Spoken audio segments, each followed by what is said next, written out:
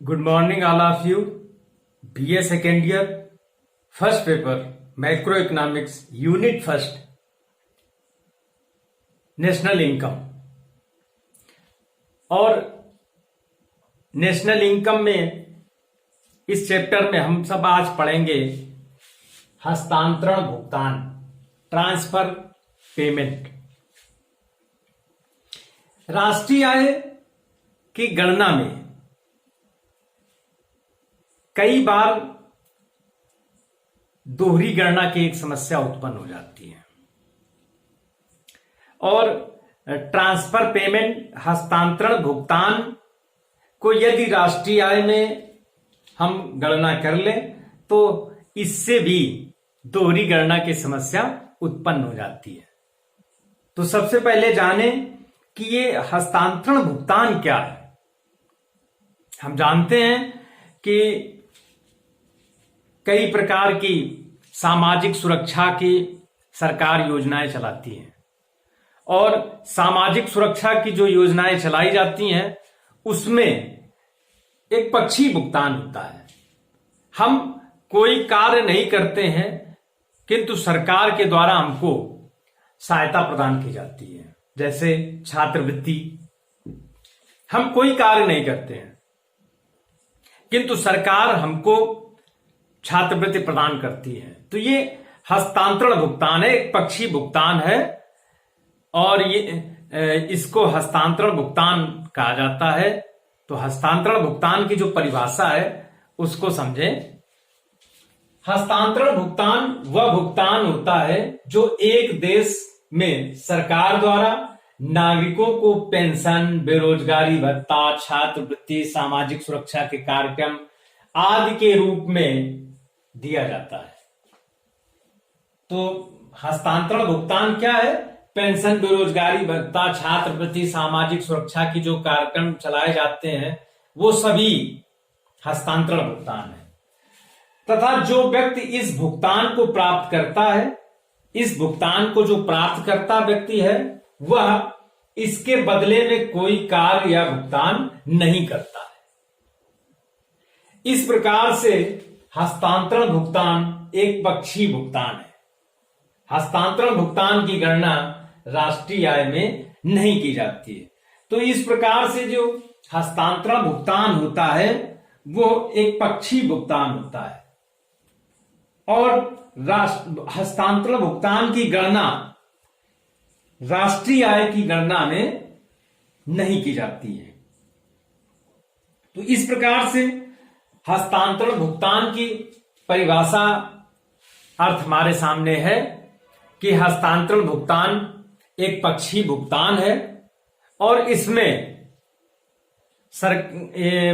Pension, छात्रवृत्ति, बेरोजगारी भत्ता, सामाजिक कल्याण की योजनाओं पे किया गया व्यय, ये सभी आते हैं और ये एक पक्षी भुगतान है।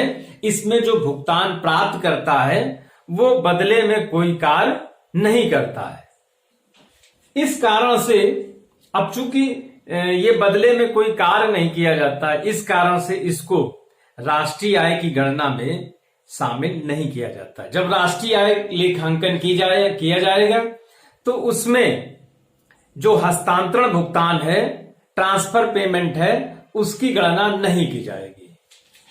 अब देखते हैं कि हस्तांतरण भुगतान कितने प्रकार का होता है। तो हस्तांतरण भुगतान दो प्रकार का होता है। ये दो प्रकार की होती है। पहला चालू हस्तांतरण और दूसरा पूंजी हस्तांतरण। अब इसमें पहले देखें कि चालू हस्तांतरण जो करंट ट्रांसफर पेमेंट है ये क्या है। तो चालू हस्तांतरण वर्तमान मूल्य पर चालू आय में जो वृद्धि होती है उसे चालू हस्तांतरण कहा जाता है। वर्तमान करंट टाइम में जो करंट इनकम में वृद्धि हो रही है, जैसे पेंशन, छात्रवृत्ति, बेरोजगारी भत्ता आदि, ये सभी क्या है? ये चालू हस्तांतरण है।